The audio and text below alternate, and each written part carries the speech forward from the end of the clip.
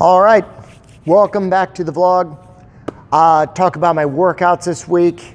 I know I've just been kind of, I talked about where I was physically and foods that I was eating, kind of left it at that. I try to keep these as short as possible. I know we all have other things we'd probably like to be watching anyway. So, run real quick through my workout for the week. So this Monday, taught class, and I exercise a little bit in each class when I'm instructing. So it's not so much that I go through and I kill myself in 1 hour in one class. I do a little bit each time. So I had 4 classes and 1 client on Monday. So a little bit out of 5 hours a day. And in between, I did 360 one-arm swings. I did that here, so I used the 44. When I'm at home, I use the 52. Anyway, Tuesday, went to my jiu-jitsu class in the morning. That was really nice, going back, doing that again. Been quite a while. And then Emery and I went up to Hoosier Heights and climbed on the snake, doing some inverted climbing because it's a little bit easier on my shoulder.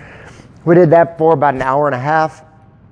Wednesday, worked from home on Wednesday and went up and saw my parents. So I did 120 front squats with my 103-pound kettlebell.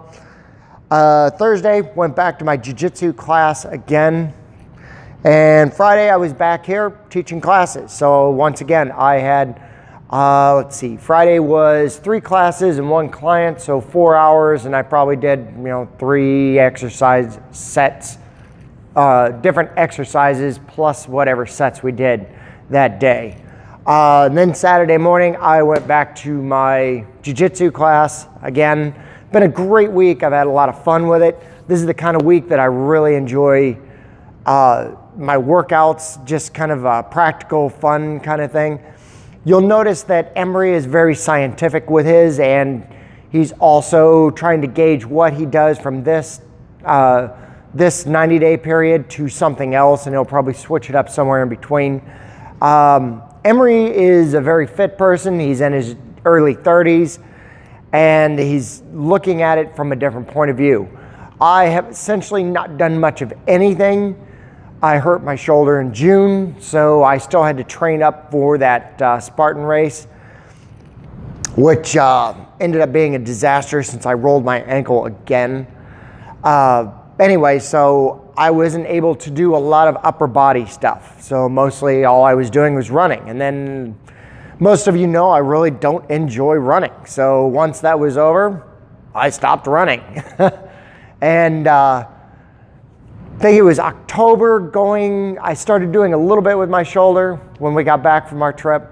And then it started to hurt again. So I backed off and I started doing some strength bands, which I'll put one of those up here in the next week or so.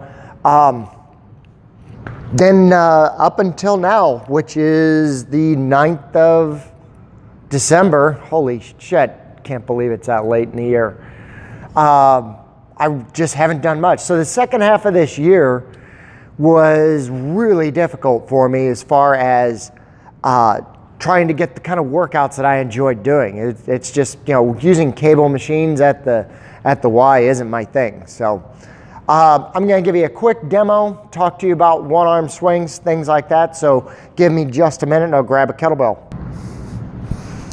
All right, so with a one-arm swing, there are a lot of videos out there showing you how to do this. Mine is based off of what Pavel promotes on Strong First, his YouTube channel. I read a couple of his books. I've read a lot of books and liked his the best. So what I'm going to show you is very similar to how he does things.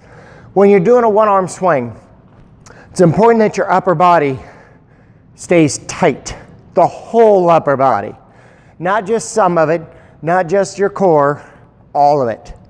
So your shoulders should be in line with your hips in that same vertical plane.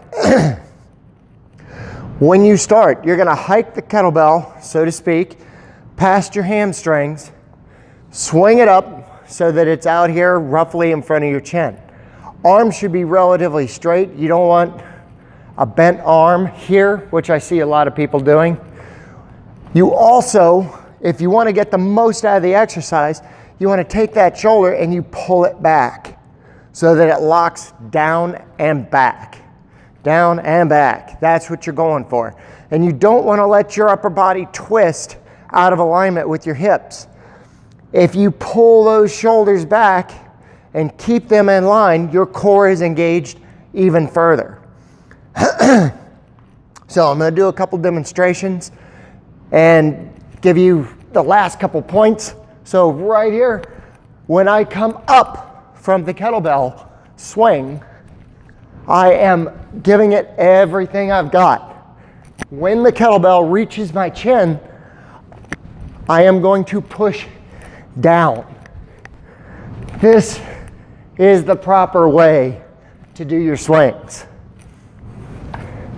Lock your knees at the top. There we go.